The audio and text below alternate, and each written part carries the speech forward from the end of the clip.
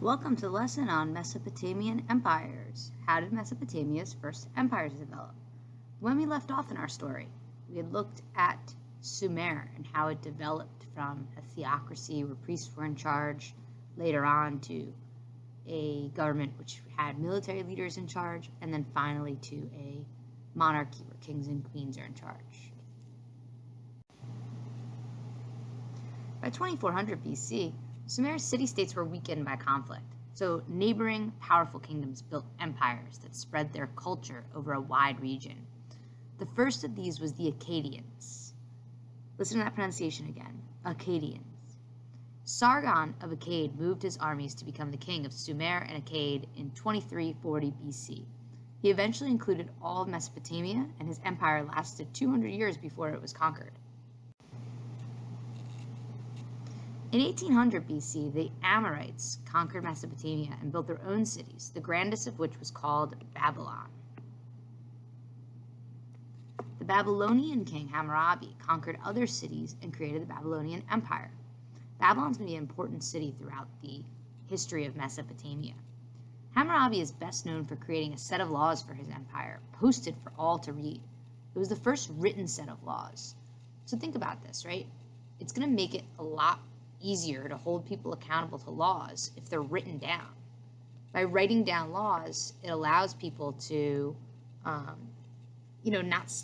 not say like, I didn't know what the rules were, I didn't know what the consequences were. It's going to make it much more of a society based on law and order.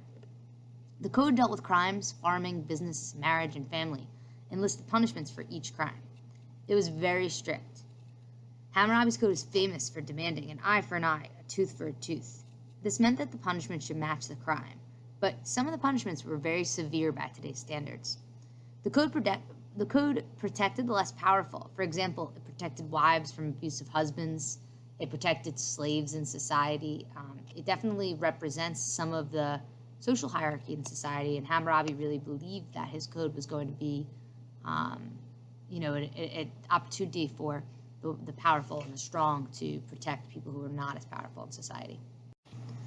This map shows some of the Mesopotamian empires that existed between 1800 and 600 BC. You can see in green up here, you have the Hittite Empire.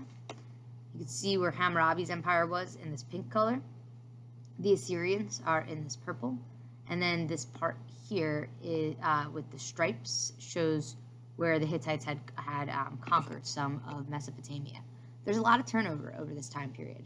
A lot of groups stay in power for a short period of time, a couple hundred years, and then that power is overthrown.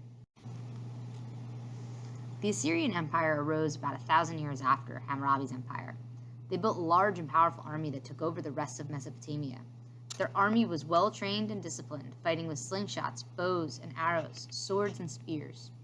One of the key factors in Assyrians' success was iron weapons, which they had learned from the Hittites, which was that group that was located to the north of them.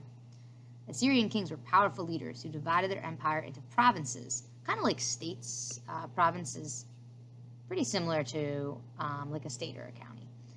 They built roads to connect these different areas, so those provinces were not isolated. They had law codes, worshipped different gods, built temples, and built one of the world's first libraries. The Chaldean Empire. For 300 years, Assyria ruled the area from the Persian Gulf to Egypt. They were harsh rulers, and their people often rebelled. A power struggle left it open for the Chaldeans to take power. In 627 BC, Chaldean king Nabopolassar led a revolt against the Assyrians and became the king of Babylonia. So again, we have that importance of Babylon coming into play. They created a new empire, and they called it the New Babylonian Empire.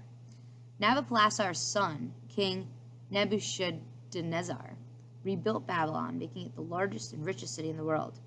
They surrounded the city with walls and built a huge gold ziggurat in the center. Babylon's hanging gardens were considered to be one of the 7 wonders of the ancient world.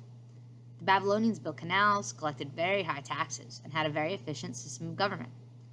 After Nebuchadnezzar died, that one's a tough one, a series of weak kings ruled. In 539 BC, the Persians recognized that the Chaldeans had lost their strength and took advantage, adding Mesopotamia to their empire. The Persians will come back a little later on this year when we study Greece. The Greeks and the Persians had a lot of conflict. This is an image, one of them, of the Hanging Gardens of Babylon. There's a lot of interesting archaeology surrounding how we know about the Hanging Gardens. There are examples of archaeological research that shows that they maybe weren't really in Babylon, but the pictures that are reproduced are really beautiful. It makes me wish that it was something we could go see. And here's another one of that huge ziggurat. There's a really good video on YouTube also of a computer reproduction of these this facility that you can check out. It's astonishing to think that this stuff was built thousands of years ago. Unfortunately, it doesn't exist anymore today, but being able to use computer science to reproduce that definitely makes that history come alive a little bit.